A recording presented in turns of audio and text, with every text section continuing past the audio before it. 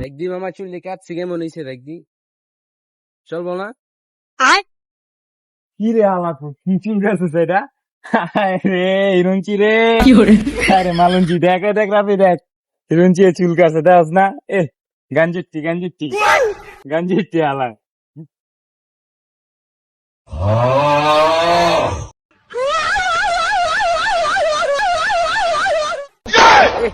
তিন দিন ধরে দাঁত পরিষ্কার করে না দাঁতের থেকে গন্ধ আবার আইছে আসছে যা দাঁত পরিষ্কার করে